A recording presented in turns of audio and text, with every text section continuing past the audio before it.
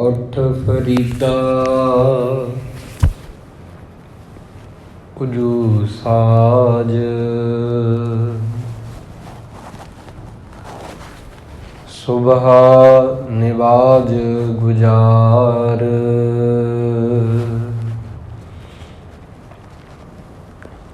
ਜੋ ਸਿਰ ਸਾਈਂ ਨਾ ਨਿਵੈ,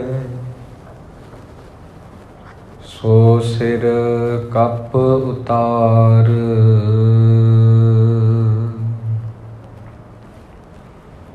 ਜੋ ਸਿਰ ਸਾਈਂ ਨਾ ਨਿਵੈ,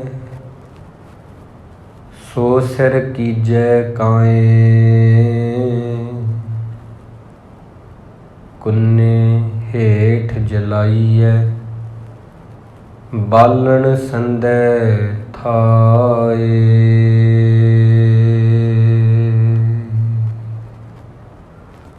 ਸਨਮਾਨਯੋਗ ਗੁਰੂ ਕੀ ਸਾਜੀ ਹੋਈ ਗੁਰੂ ਪਿਆਰੀ ਸਾਧ ਸੰਗਤ ਜੀ,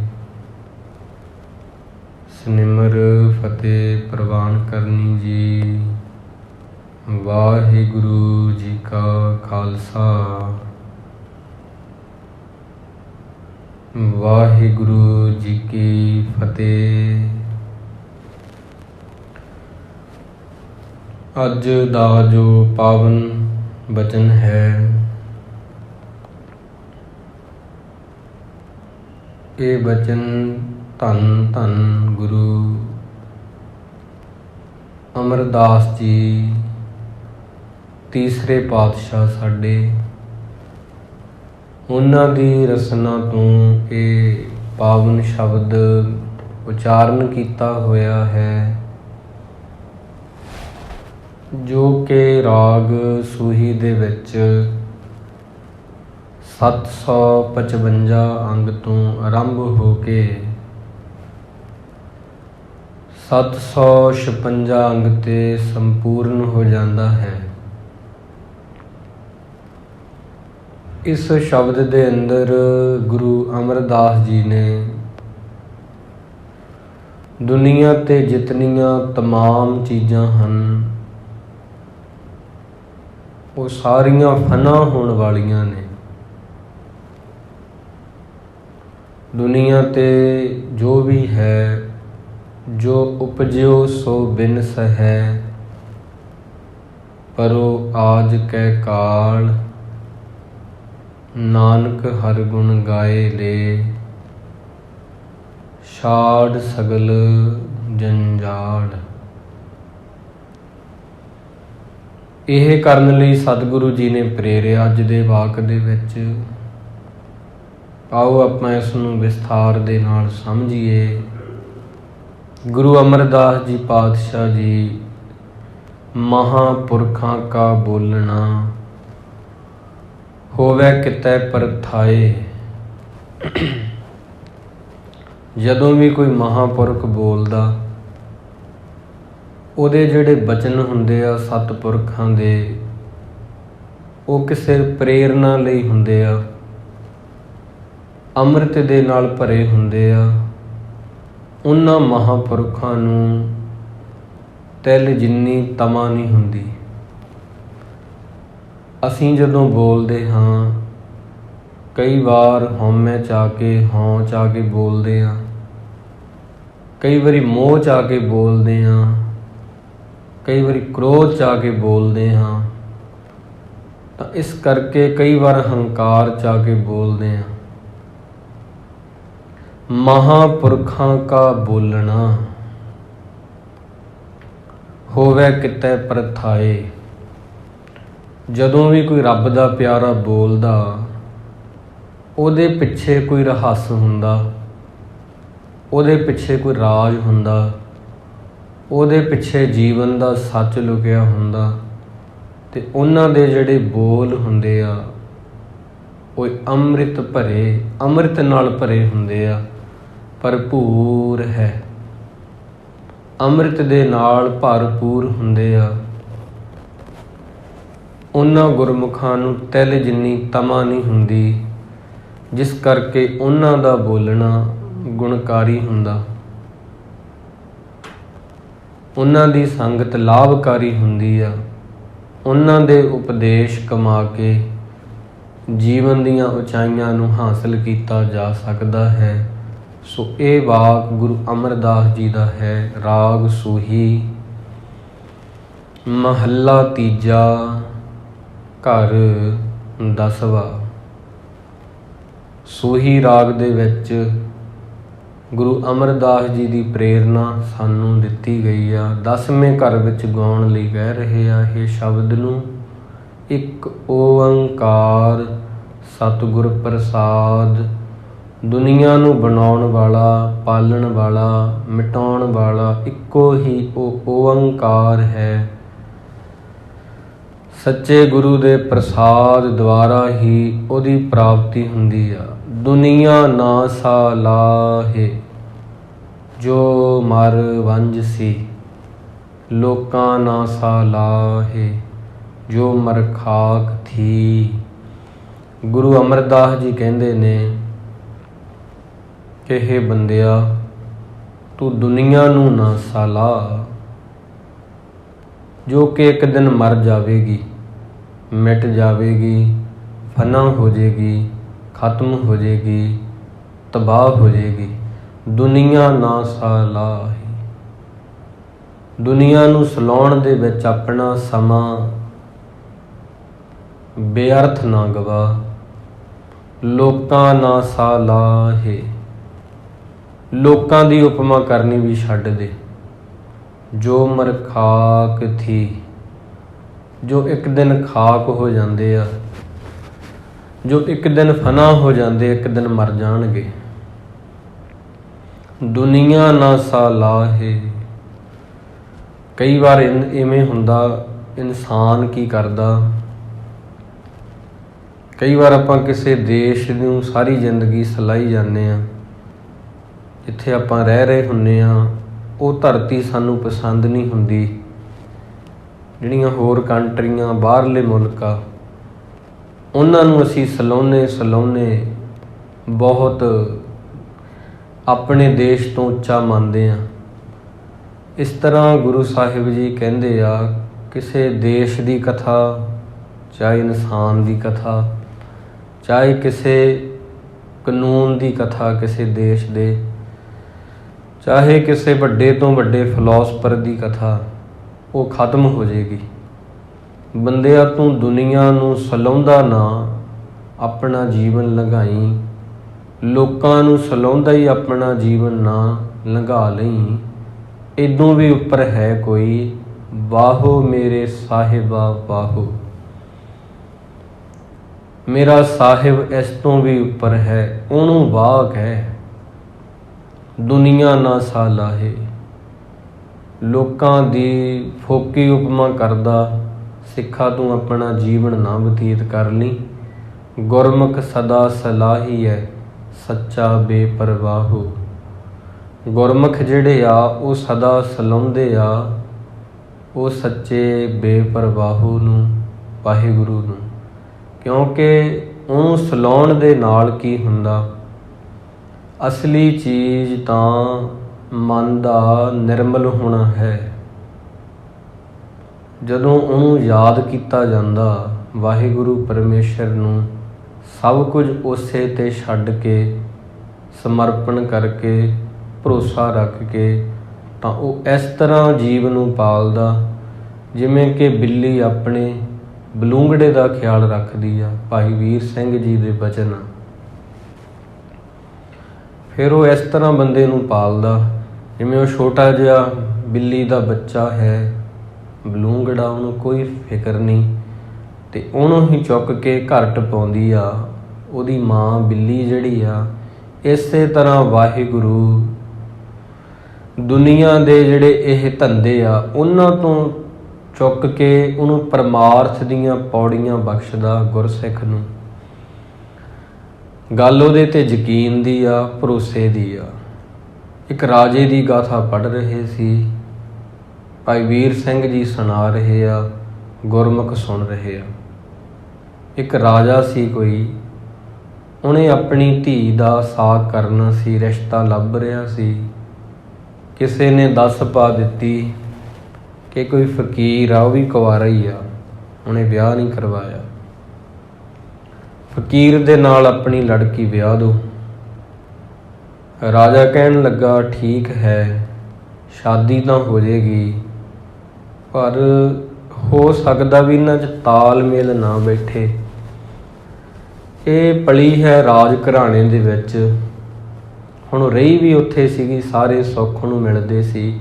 ਸ਼ਹਿਜ਼ਾਦੀ ਸੀ, ਉਹ ਰਾਜੇ ਦੀ ਬੇਟੀ ਸੀ।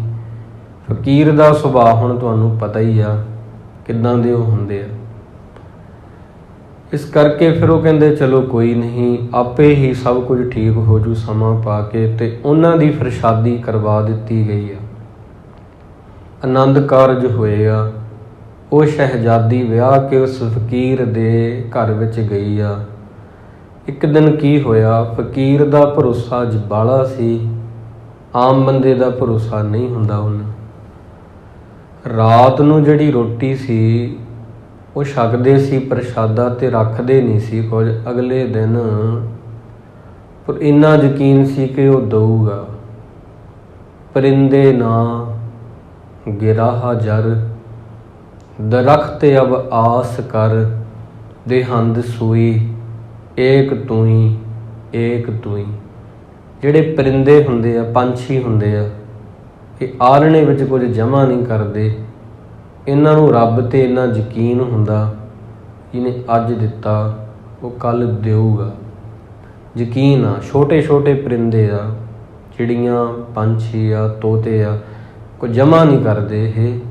ਪਰਿੰਦੇ ਨਾ ਗਿਰਾ ਜਰ, ਦਰਖਤ ਅਬ ਆਸ ਕਰ, ਆਸ ਆ ਰੱਬ 'ਤੇ ਕਿ ਕੱਲ੍ਹ ਨੂੰ ਵੀ ਦਿਓ ਜਿਹਨੂੰ ਅੱਜ ਦਿੱਤਾ। ਫਕੀਰ ਇੱਦਾਂ ਦਾ ਸੀ, ਇੱਦੋਂ ਵੀ ਅੱਗੇ ਸੀ ਫਕੀਰ। ਉਹਨੇ ਕੀ ਕੀਤਾ, ਉਹਦਾ ਸੁਭਾਅ ਸੀ, ਉਹਨੇ ਰਾਤ ਨੂੰ ਇੱਕ ਜਿਹੜੀ ਰਾਤ ਦੀ ਬੇਹੀ ਰੋਟੀ ਸੀ ਉਹ ਬਚਾ ਲਈ। ਪਹਿਲਾਂ ਉਹ ਪੰਛੀਆਂ ਨੂੰ ਪਾ ਦਿੰਦੇ ਸੀ ਰਾਤ ਨੂੰ ਬਚੀ ਹੋਈ, ਜਾਂ ਕੋਈ ਕੁੱਕਰ ਆਉਂਦਾ ਸੀ ਉਹਨੂੰ ਪਾ ਦਿੰਦੇ ਸੀ। ਉਸ ਦਿਨ ਉਹਨੇ ਲੁਕੋ ਲਈ, ਛਾਬੇ ਦੇ ਵਿੱਚ ਰੋਟੀ ਰੱਖ ਦਿੱਤੀ ਆ। ਇਹ ਸੋਚਿਆ ਕਿ ਚੱਲ ਮੈਂ ਕੱਲ੍ਹ ਨੂੰ ਛਕੂੰਗੀ। ਉਹ ਫਕੀਰ ਨੂੰ ਪਤਾ ਲੱਗਾ, ਸ਼ਹਿਜ਼ਾਦੀ ਨੂੰ, ਆਪਣੀ ਪਤਨੀ ਨੂੰ ਕੋਲ ਬੁਲਾਇਆ, ਜਿਹੜੀ ਰਾਜ ਮਹਿਲਾਂ 'ਚ ਪਲੀ ਆ, ਪਰ ਉਹਦਾ ਯਕੀਨ ਉਹਦੇ ਵਰਗਾ ਨਹੀਂ ਜੋ ਕੁੱਲੀ ਵਿੱਚ ਪਲਿਆ। ਕਹਿਣ ਲੱਗਾ ਤੈਨੂੰ ਯਕੀਨ ਨਹੀਂ ਤੁਹਾਨੂੰ ਰੱਬ 'ਤੇ? ਮੈਨੂੰ ਪੂਰਾ ਪਤਾ ਕਿ ਜਿਹਨੇ ਅੱਜ ਦਿੱਤਾ ਉਹ ਕੱਲ੍ਹ ਨੂੰ ਦੇਊਗਾ। ਤੁਸਾਂ ਨੇ ਇੱਕ ਰੋਟੀ ਬੇਹੀ ਰੱਖ ਲਈ ਮਨ 'ਚ ਸੋਚ ਕੇ ਕਿ ਕੱਲ੍ਹ ਨੂੰ ਜੇ ਨਾ ਮਿਲਿਆ ਤੇ ਇਹ ਮੈਂ ਛਕ ਲੂੰਗੀ ਜਾਂ ਤੁਹਾਨੂੰ ਛਕਾ ਲੂੰਗੀ। ਤੂੰ ਇਸ ਤਰ੍ਹਾਂ ਨਾ ਕਰ, ਇਸ ਤਰ੍ਹਾਂ ਮਾਲਕ ਦੇ ਦਰ 'ਤੇ ਕੋਈ ਕਬੂਲ ਨਹੀਂ ਹੋ ਸਕਦਾ ਜਿਤਨਾ ਸਮਾਂ ਉਹਦੇ 'ਤੇ ਭਰੋਸਾ ਨਹੀਂ ਬਣਦਾ। ਭਰੋਸਾ ਨਹੀਂ ਬਣਦਾ, ਸਿਮਰਨ ਨਹੀਂ ਹੋ ਸਕਦਾ, ਉਹਦੀ ਯਾਦ ਨਹੀਂ ਹੋ ਸਕਦੀ, ਅੰਦਰ ਯਾਦ ਨਹੀਂ ਹੋ ਸਕਦੀ, ਤੇ ਫਿਰ ਸਿਮਰਨ ਉੱਪਰੋਂ ਹੋ ਸਕਦਾ, ਉੱਪਰੋਂ ਮਾਲਾ ਹੋ ਸਕਦੀ ਆ, ਫਿਰ ਅੰਦਰ ਉਹਦੀ ਯਾਦ ਨਹੀਂ ਹੋਣੀ।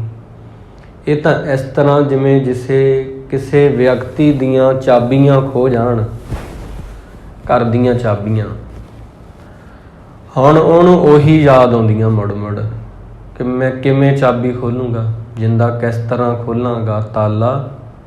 ਉਹਨੂੰ ਮੁੜ ਮੁੜ ਕੰਮ ਕਰਦੇ ਨੂੰ ਵੀ, ਘਰ ਤੋਂ ਬਾਹਰ ਗਿਆ ਹੋਇਆ ਕੰਮ 'ਤੇ, ਮੁੜ ਮੁੜ ਚਾਬੀਆਂ ਦੀ ਯਾਦ ਆਉਂਦੀ ਹੈ, ਕਿਤੇ ਖੋ ਗਈਆਂ ਨੇ। ਇਹ ਤਾਂ ਰੱਬ ਦੀ ਯਾਦ ਇੱਦੋਂ ਵੀ ਅੱਗੇ ਦੀ ਚੀਜ਼ ਆ ਕਿ ਮੁੜ ਮੁੜ ਉਹਦੀ ਯਾਦ ਆ ਰਹੀ ਆ। ਅਤੇ ਤੁਸਾਂ ਨੇ ਇਹ ਬੇਹੀ ਰੋਟੀ ਲੁਕੋਈ ਆ, ਅਤੇ ਇਹਦਾ ਮਤਲਬ ਤੁਹਾਨੂੰ ਯਕੀਨ ਨਹੀਂ ਹੈਗਾ ਸੀ। ਫਿਰ ਉਹ ਕਹਿਣ ਲੱਗੀ ਵਾਕਈ ਮੈਂ ਪਲੀਆਂ ਰਾਜ ਮਹਿਲਾਂ ਦੇ ਵਿੱਚ, ਉੱਥੇ ਸਾਨੂੰ ਆਦਤ ਹੁੰਦੀ ਆ ਚੀਜ਼ਾਂ ਨੂੰ ਜਮ੍ਹਾਂ ਕਰਨ ਦੀ, ਇਕੱਠਾ ਕਰਨ ਦੀ।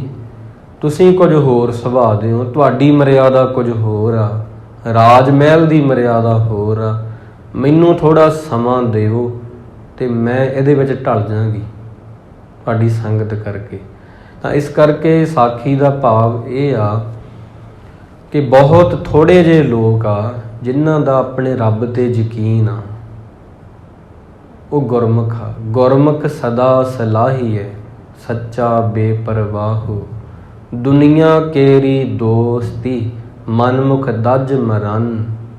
दुनिया दी जिहड़ी दोस्ती आ, दुनिया दीयां चीज़ां नाल जिहड़ा प्यार आ, वो मन दे पिछे लगण वाले बंदे करदे आ।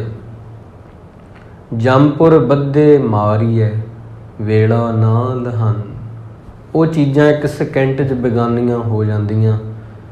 जिहड़ा बंदा कहंदा कि ये मेरियां ने, तुसीं वेखिओ जदों कोई भी किसी प्राणी की चढ़ाई हुंदी आ, इस संसार तो कूच हुंदा, जो उहने सब कुछ जोड़िया हुंदा एक सेकेंड च बेगाना हो जाता। तो वो चीज़ां कमाल की गल रोंदियां भी नहीं। भगत कबीर जी कहंदे आ वो चीज़ां रोंदियां भी नहीं।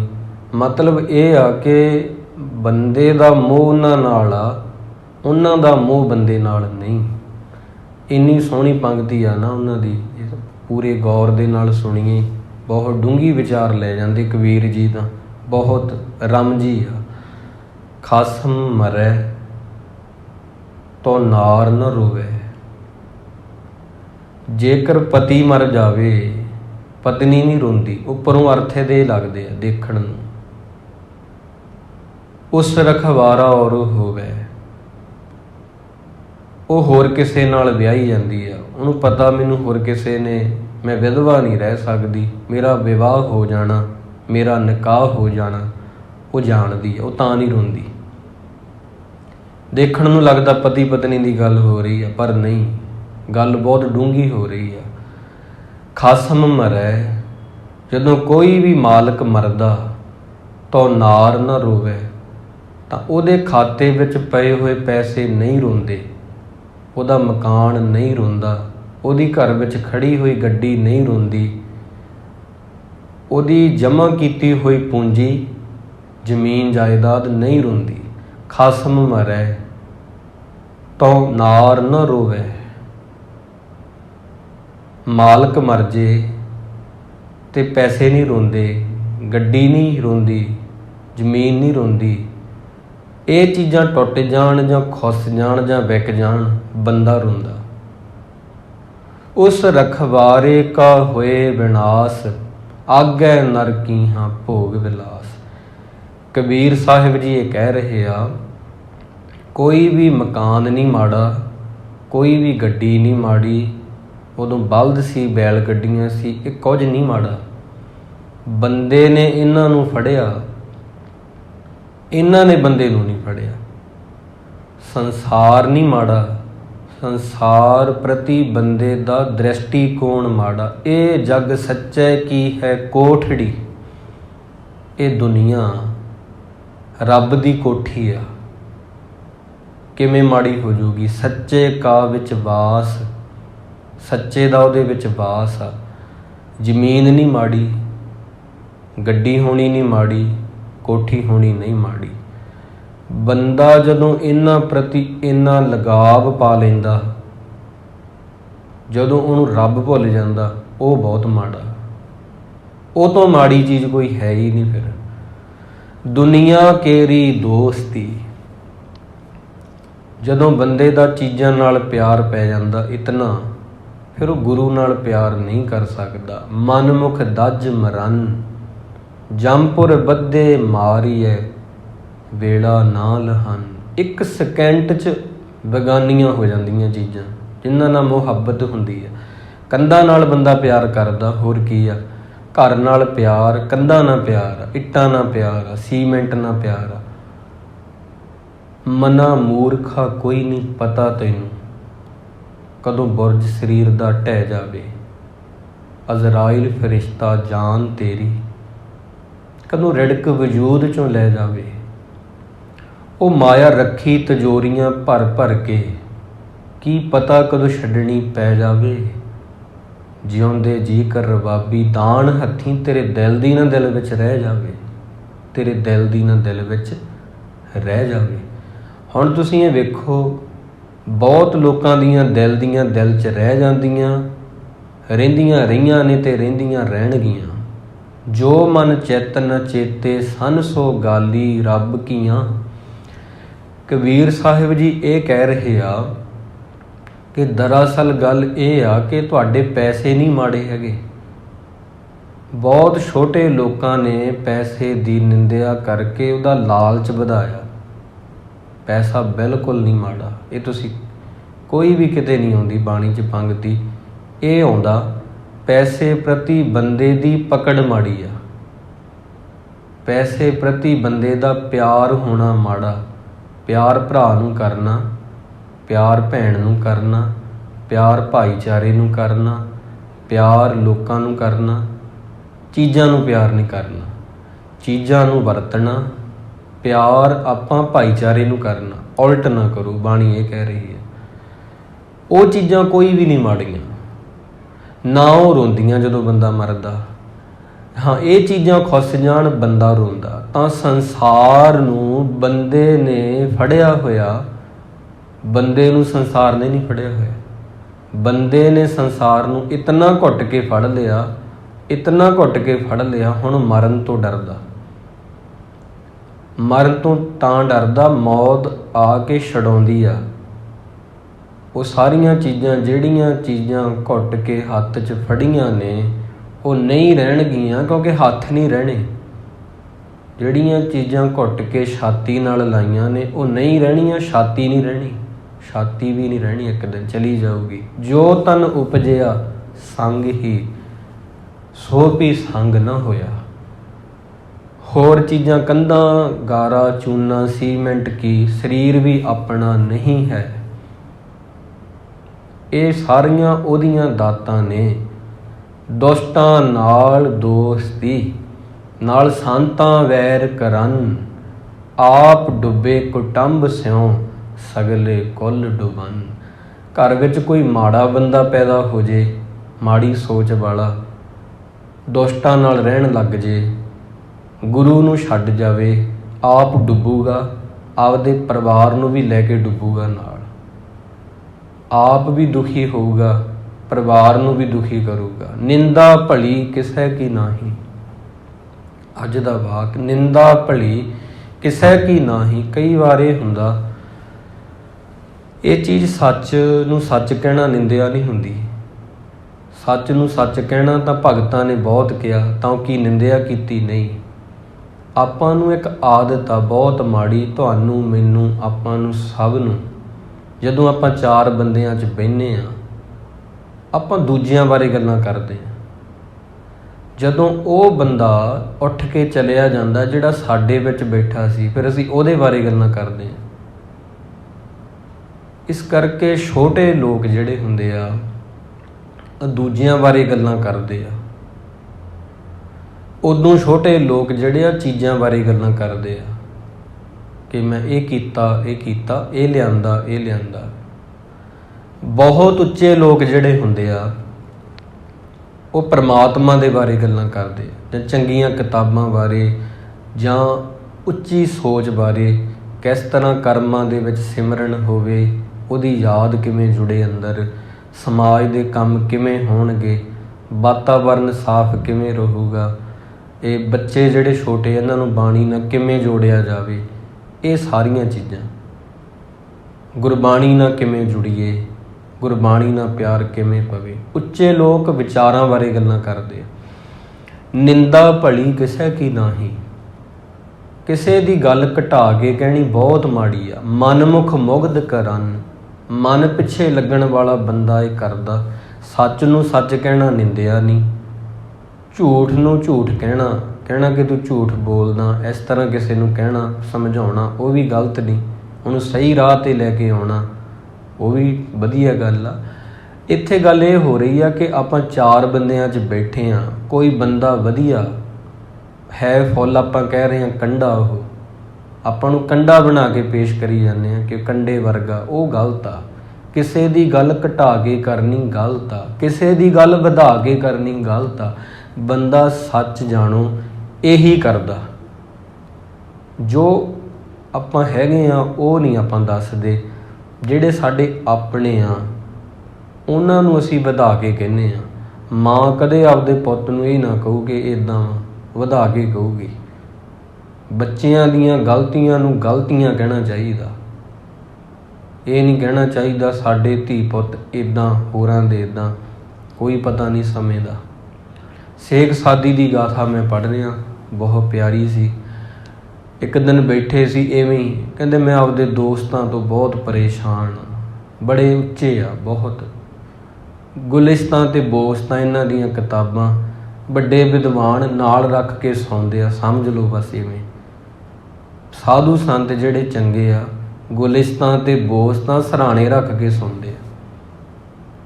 ਟਕਸਾਲ ਦੇ ਵਿੱਚ ਜਾਂ ਹੋਰ ਚੰਗੇ ਜਿਹੜੇ ਸਿੱਖਿਆ ਦੇਣ ਵਾਲੇ ਇਹ ਪੜ੍ਹਾਉਂਦੇ ਆ। ਉਹਦੇ ਵਿੱਚ ਉਹਨਾਂ ਨੇ ਲਿਖਿਆ, ਕਹਿੰਦੇ ਮੈਂ ਆਪਦੇ ਮਿੱਤਰਾਂ ਤੋਂ ਤੰਗ ਆ ਗਿਆ। ਉਹ ਪੁੱਛਣ ਵਾਲੇ ਪੁੱਛਦੇ, ਕਹਿੰਦੇ ਕਿਉਂ?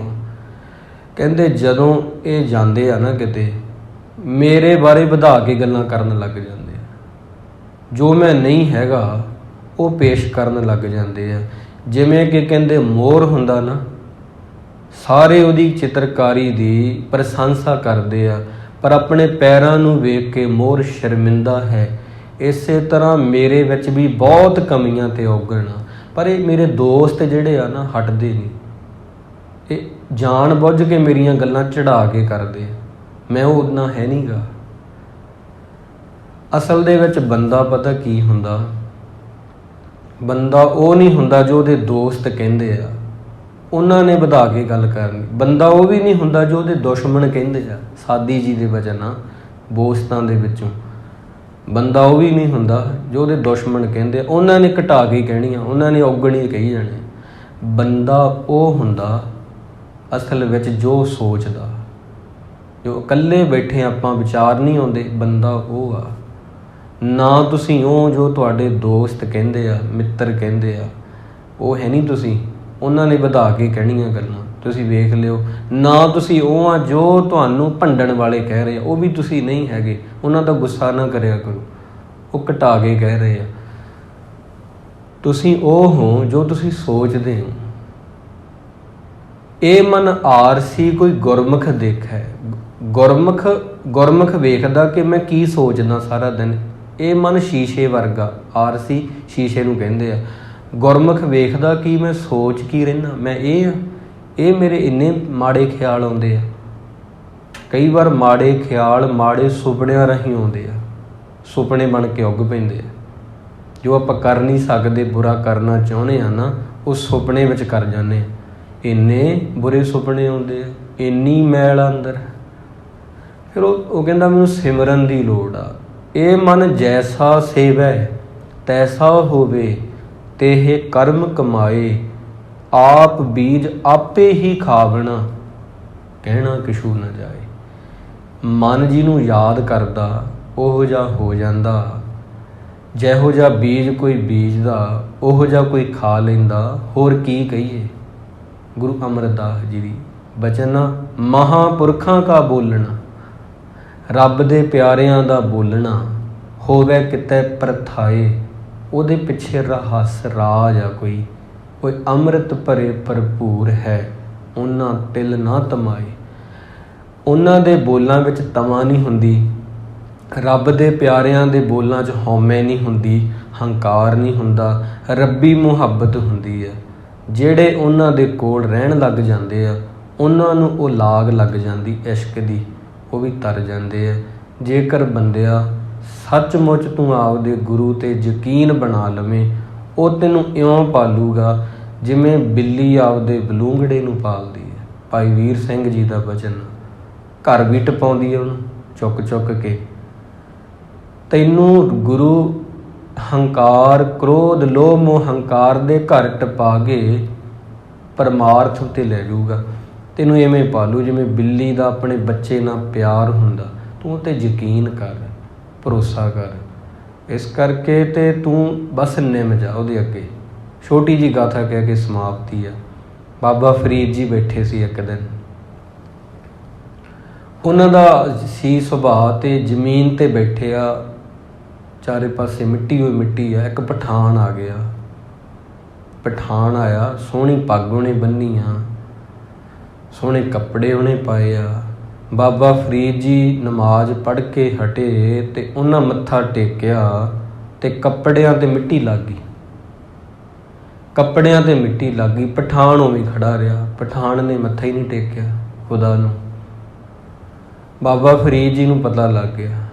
ਕਹਿੰਦੇ ਤਾਂ ਨਹੀਂ ਇਹਨੇ ਟੇਕਿਆ ਕਿ ਮਿੱਟੀ ਲੱਗ ਜੂ। ਮੈਂ ਭੁਲਾਵਾ ਪੱਗ ਦਾ, ਸਲੋਕਾਂ 'ਚ ਬਚਨ ਆ ਉਹਨਾਂ ਦੇ ਫਰੀਦਾ। ਮੈਂ ਭੁਲਾਵਾ ਪੱਗ ਦਾ, ਮਤ ਮੈਲੀ ਹੋਏ ਜਾਏ। ਤੂੰ ਖੁਦਾ ਨੂੰ ਮੱਥਾ ਨਹੀਂ ਟੇਕਿਆ ਪਠਾਨ, ਹੇ ਪਠਾਨ, ਕਿ ਤੇਰੀ ਦਸਤਾਰ 'ਤੇ ਮਿੱਟੀ ਨਾ ਲੱਗ ਜੇ, ਤੇਰੇ ਕੱਪੜਿਆਂ 'ਤੇ ਮਿੱਟੀ ਨਾ ਲੱਗ ਜੇ। ਤੈਨੂੰ ਫਿਕਰ ਸੀ, ਪਰ ਤੈਨੂੰ ਇਹ ਨਹੀਂ ਪਤਾ ਜਿਹੜੇ ਸਿਰ 'ਤੇ ਤੂੰ ਦਸਤਾਰ ਬੰਨ੍ਹੀ ਆ ਇਹ ਵੀ ਇੱਕ ਦਿਨ ਮਿੱਟੀ ਹੋ ਜਾਊਗਾ। ਇਹ ਮਿੱਟੀ 'ਤੇ ਮਿੱਟੀ ਲੱਗੀ ਆ।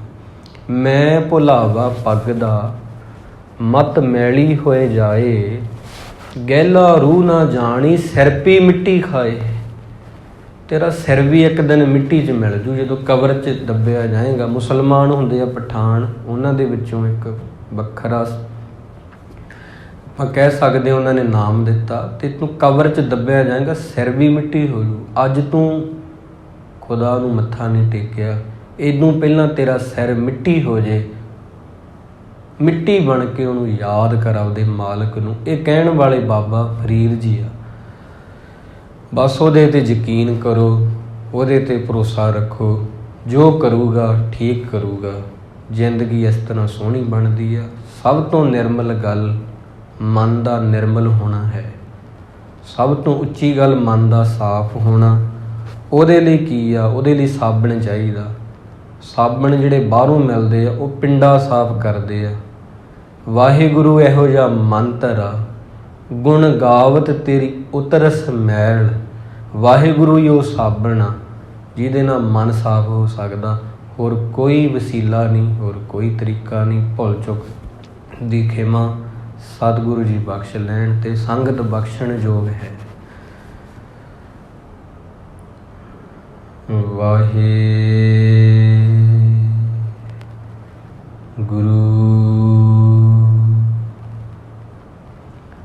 ਵਾਹਿਗੁਰੂ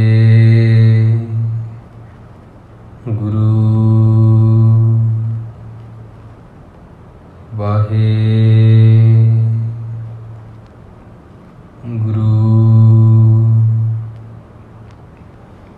ਵਾਹਿਗੁਰੂ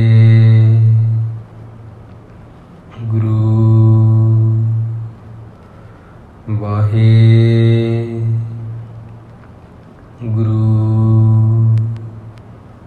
ਵਾਹਿਗੁਰੂ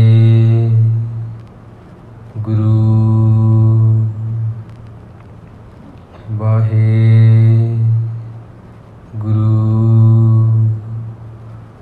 ਵਾਹਿਗੁਰੂ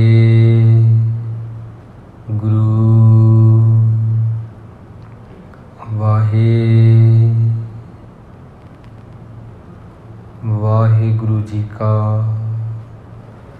ਵਾਹਿਗੁਰੂ ਜੀ ਕੀ। ਤੂੰ ਠਾਕੁਰ ਤੁਮ ਕਹਿ ਅਰਦਾਸ ਜੀ।